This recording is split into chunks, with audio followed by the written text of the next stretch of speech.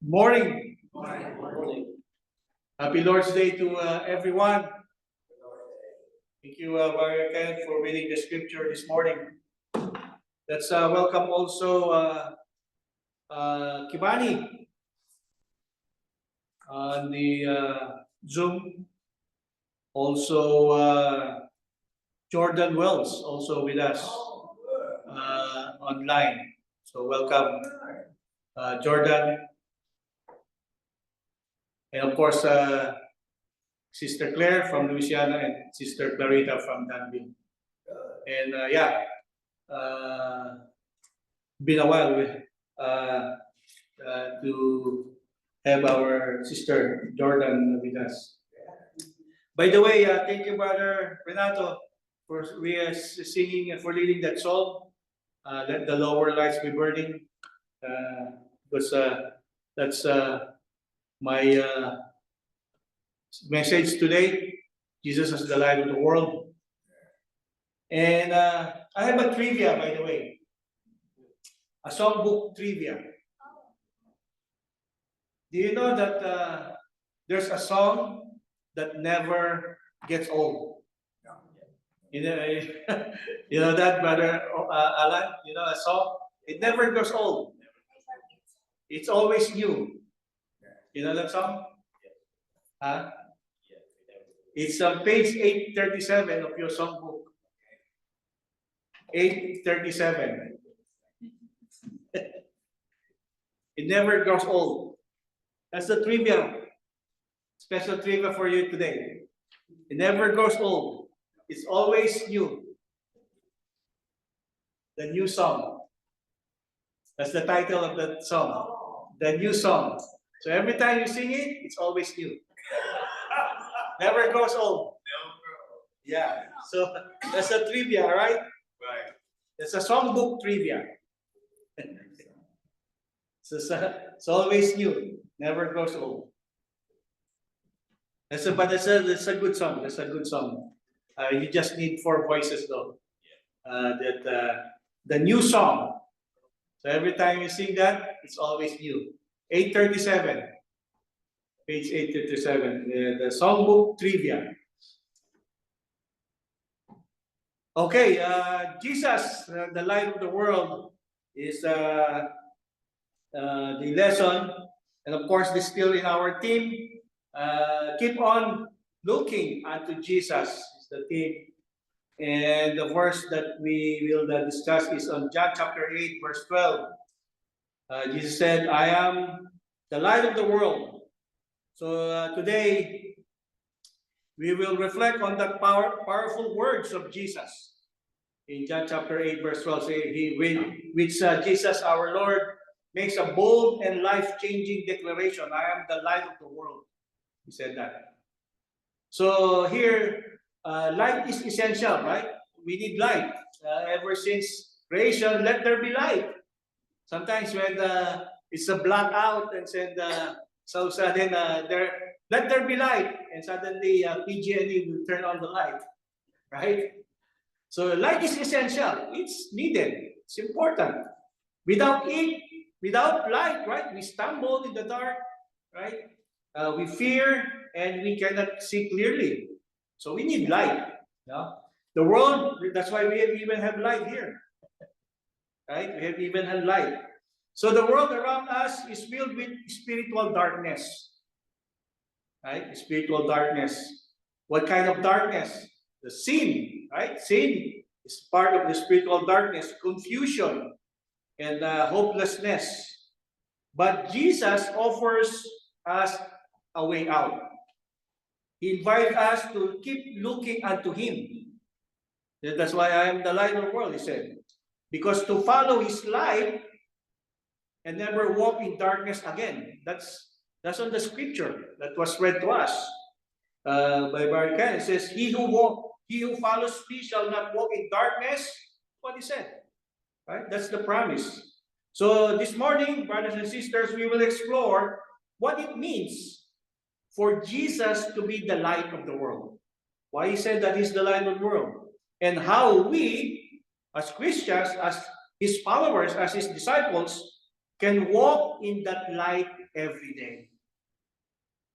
That there will be no, it's already dark, but we'll still be walking in the light every day. Jesus' statement in John chapter 8, verse 12, is not just a poetic metaphor. It is not a poetic metaphor, but it is a divine truth that Jesus is the light of the world. Because the world is in spiritual darkness, a place of sin, deception, and lost souls. In Ephesians chapter 5, verse 8, we read here, it reminds us, Paul reminds us here that for you were once darkness, he said. But now you are light in the Lord. Walk as children of light. You know, if you are following Q&A, I mean SFO Live, I'm on a series that, the title of the series that I'm teaching is The Gospel, the Dividing Line of Two Kingdoms, between two kingdoms. The kingdom of darkness and the kingdom of God, the kingdom of light. That's what I'm teaching on SF Live every Saturday. And here, Paul says, you were once darkness. I mean, you were on the kingdom of darkness. Because there's only two kingdoms in this world. If you're not in the kingdom of light, you're on the other kingdom. There's no in-between. Whether you like it or not, there's no in-between. It's either, that's why I said the gospel is the dividing line between these two kingdoms. You know? So throughout the Bible, darkness represents everything that separates us from God. What is sin? Romans 3:23, right? You know that? All have sinned and fall short of the glory of God. Ignorance of the truth. In Hosea, it says, my people are destroyed for lack of knowledge. Right? Because you have rejected knowledge, I will reject you from being priest for me. Because you have forgotten the law of your God, I will also forget your children. That's in Hosea chapter 4, verse 6. Ignorance of the truth. You know? Acts chapter 17, verse 30, 31. God says that He winked at ignorance, but now called all men to repentance. You know? A lot of people have zeal, but no knowledge. There's no problem with having that zeal. But if you don't have knowledge, zeal is nothing. Because it says, if you don't have knowledge, God will reject us. So ignorance of the truth represents darkness. It separates us from God. Hopelessness and despair. We read that in Isaiah chapter 9, verse 2. It says, it reads there, the people who walk in darkness have seen a great light. So you can see the disparity, darkness and light. Those who dwell in the land of the shadow of death, upon them a light has shined. So it separates. You know, darkness and light, there's always a separation. And many people today, brothers and sisters, are lost in the dark days. Days of fear, days of anxiety, days of uncertainty. You know? But Jesus calls us out of this darkness. When we keep our eyes on Him, we see clearly. When we trust in Him, we walk in the light of life. That's the promise of our Lord Jesus. So we know that long before our Lord Jesus walked on the earth, the coming of the light was promised already through prophecy. The light promised through our Lord Jesus Christ. In Isaiah chapter 42, in verse 6 and 7, it speaks of the servant of the Lord who will be the light to the Gentiles. Gentiles, we know that Whoever is not a Jew is a Gentile. That's again, there's only two kinds of people, again, in this world. If you're a Jew, but if you're not Jew, you're a Gentile. So, meaning everyone who is an American or Filipino, Japanese, Korean, Chinese, these are Gentiles. Right? Who is the Gentile? The Jews. Those people in Israel, those Israelites, so Hebrew people. That's why there's only two people in this world, the Jews and the Gentiles. And here we see that in this verse, it speaks of the servant of the Lord who will be a light to the Gentiles. I, the Lord, have called you in righteousness and will hold your hand. I will keep you and give you as a covenant to the people, as a light to the Gentiles, to open blind eyes, to bring out prisoners from prison, those who sit in darkness. Again, see? Darkness from the prison house. Darkness and light. There's only two kingdoms. Jesus fulfilled these promises, brothers and sisters, and his divine role is reflected in his name. Oh, there's a delay. The light of the world, right? His name is Jesus is the light of the world. John chapter 8, verse 2. That's our key scripture. The bright and morning star, Revelation chapter 22, verse 16. I, Jesus, have sent my angel to testify to you these things in the churches. I am the root and the offspring of David, the bright and morning star. Jesus. Revelation 22, verse 16. The Son of Righteousness in Malachi chapter 4, verse 2. But to you who fear my name, the Son of Righteousness shall arise with healing in his wings, and you shall go out and grow fat like stone-fed calves. So he says, healing to his wings. The Son of Righteousness shall arise. This is all about Jesus.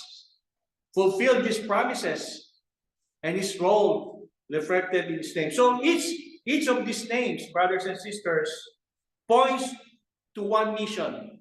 His mission. What is that? To bring salvation. To bring truth.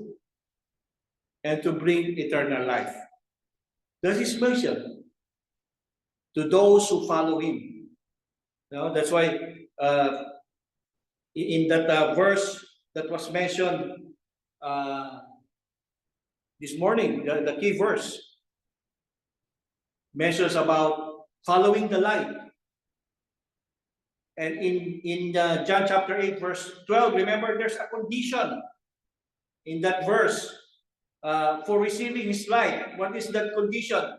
He who follows me shall not walk in darkness. That's the condition. That whoever follows Jesus shall not walk in darkness. Because to follow Jesus means to be his disciple. To be a Christian. That's why we always mention repeatedly that you need to obey the gospel. Because to obey the gospel, that's the time you become a Christian. You cannot be a Christian without obeying the gospel. That's the focal point of how a person becomes a Christian. That's why Jesus gives that condition. He who follows me shall not walk in darkness, meaning you're not anymore in darkness. You're not anymore in that kingdom. You are translated or conveyed, called you out of darkness into the kingdom of light. Discipleship is not just about believing in Jesus. It is about living in obedience to him. We have to obey. We have to follow. Luke 6:46.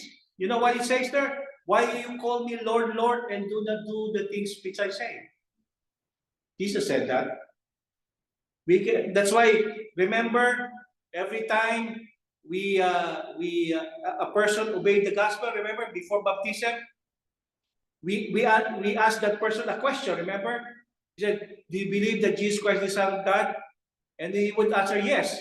You know what is that confession meant? Meaning, you are now confessing that Jesus Christ is the Lord and Master of your life. That's what it means about that confession.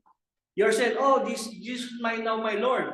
So everything that is about the Lord Jesus, how to follow Him, how to be His disciple, is everything here. We have to follow Him because He's now our Master. He's our Lord. We cannot say He's our Master, but we don't surrender all. Remember that song? That song, I surrender all. We cannot say I surrender, then we don't follow. That's what it means about that confession. That's why we are telling all the witnesses that He is now my Lord and my Master. So it's not about believing, it's also obeying, living in obedience to Him. You remember in Luke chapter 9, verse 23, if anyone desires, he said, if anyone desires to come after me, what the Lord says, let him deny himself and take up his cross daily and follow me. You see, if anyone desires, it's also a conditional. If anyone desires. That's why when we make that confession, it's our desire to follow Him, to take up our cross daily and follow Jesus. And that's what the early church did. Live as true followers of Christ. Acts chapter 2, verse 42, they devoted themselves to God's word, to the apostles' teaching.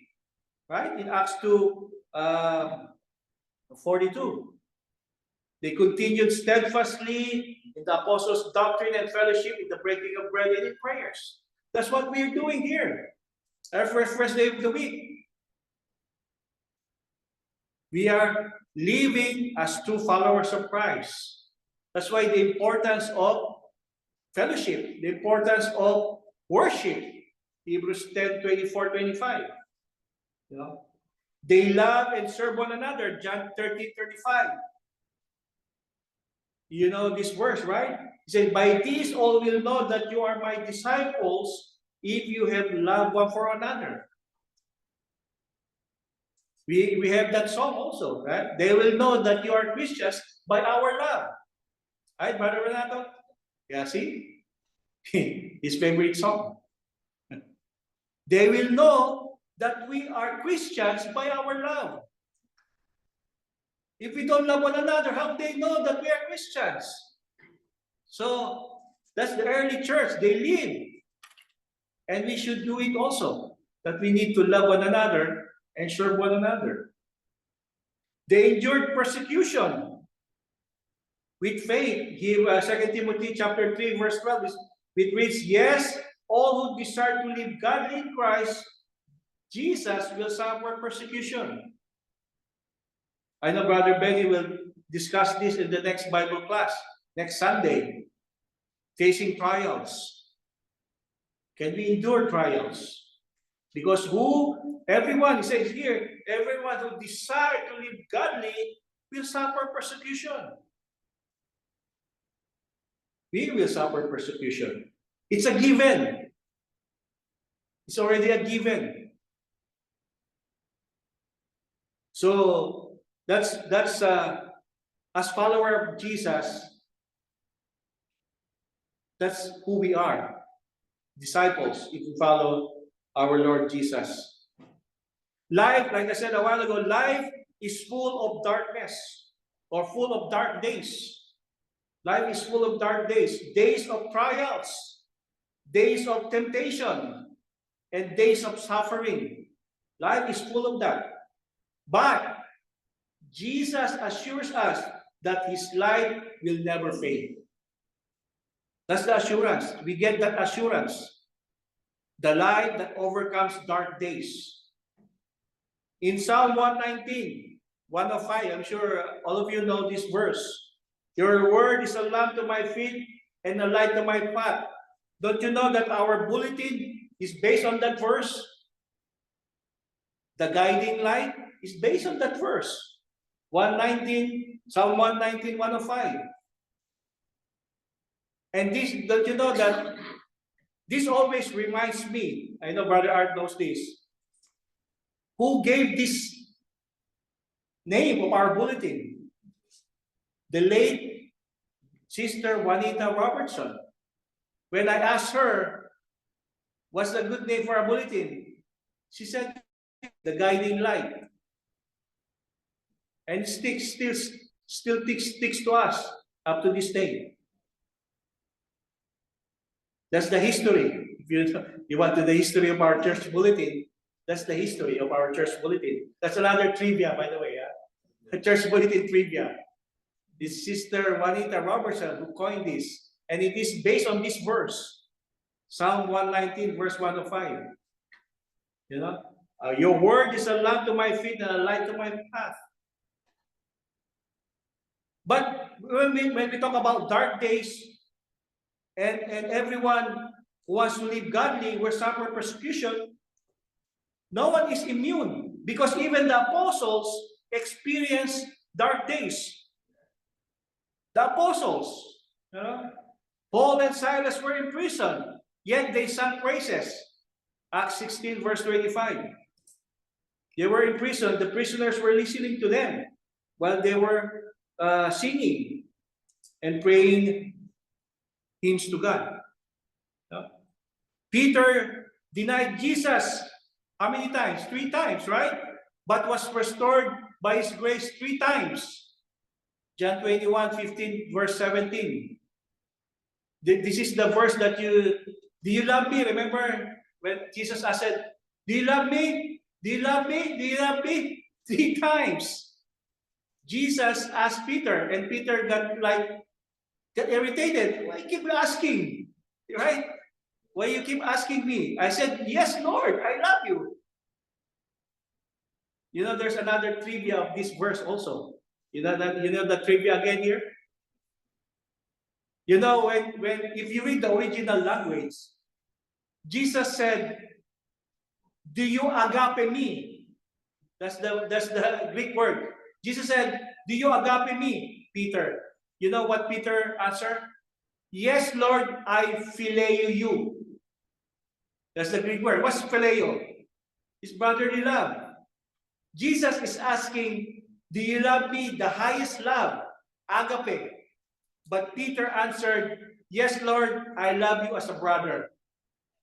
That's the answer.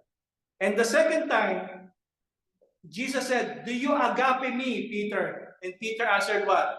Yes, Lord, I phileo you. You see that in the English, you don't see the variation, right? You don't see the difference. But in the Greek word, you see the difference. So the third question, now the Lord said, Peter, do you phileo me? So the Lord said, do you phileo me? And then Peter said, yes, Lord, I phileo you. So that ends, right? So that's another thing that we learn here, you know, that regarding the conversation, the question and answer of Peter and the Lord Jesus. The early Christians faced persecution but remained faithful. Hebrews 12, verse 1 and 2, which is our main scripture for the year. You know, that to keep looking unto Jesus because he endured the cross and we can endure also. But remain faithful. But we have to remain faithful. The question now, brothers and sisters, what is their secret? That they were able to face dark days, yet they endured. What is their secret? Do you know their secret? The banner at the back is the secret. They keep on looking unto Jesus. That's their secret. That's the secret. They kept looking unto Jesus. They did not let the darkness around them steal their faith. That's their secret. They keep looking unto Jesus.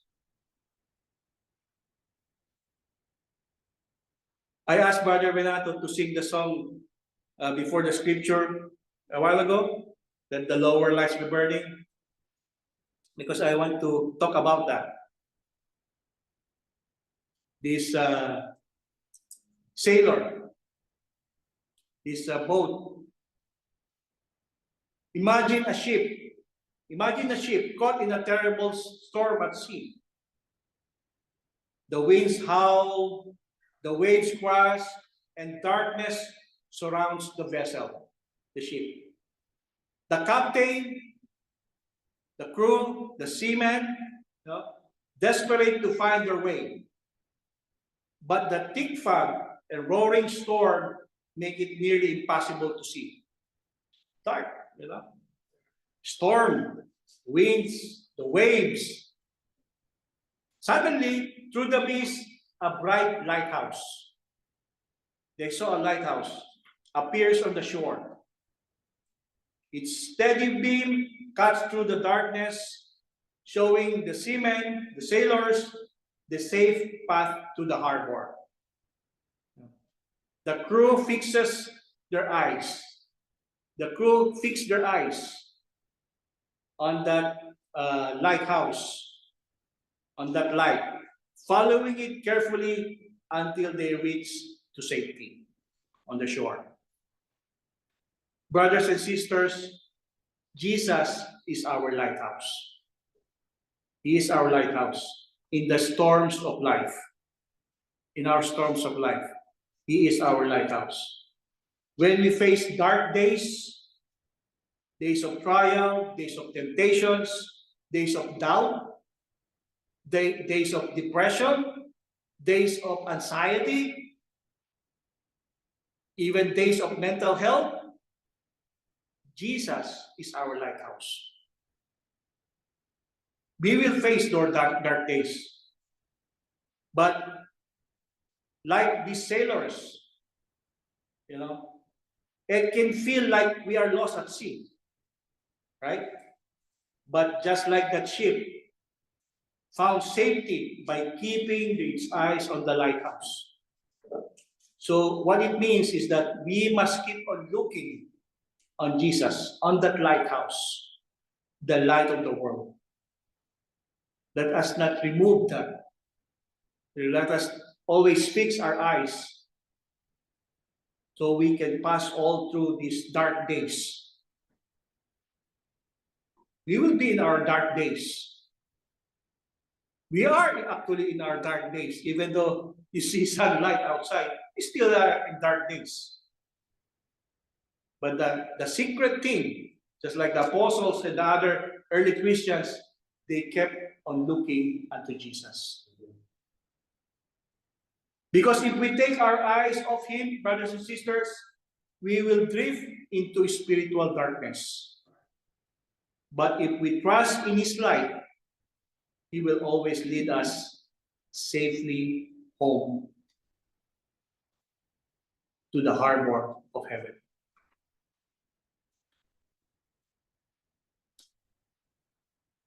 Keep looking at Jesus.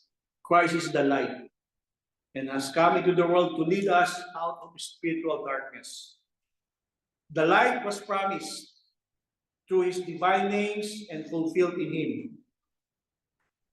And as followers of Christ, as Christians, brothers and sisters, we must always commit to true discipleship, walking daily in His light. Even in dark days, we must always trust in Him to guide us. Let us not lose, let us not keep our eyes away from Jesus. Not even 1 minute or 1 second. So today, we have this invitation. Are you walking in the light today? If not, you may be still wandering in the darkness. But of course, Jesus invites us to follow Him and never walk again in darkness. So if you have a need and you want to obey the gospel, we have this invitation song. And if you haven't remained faithful in not keeping our eyes on Jesus, we're here also to help you remain faithful till the end, because it is important. I know Brother Alan mentioned a while ago, last Sunday, it's not only 5, there's 6. He said, live faithfully. We must live faithfully. Keep our eyes on Jesus until that day He calls us home, or until the time the Lord Jesus comes back for the second time. So whatever you need, let us all stand and sing our invitation song.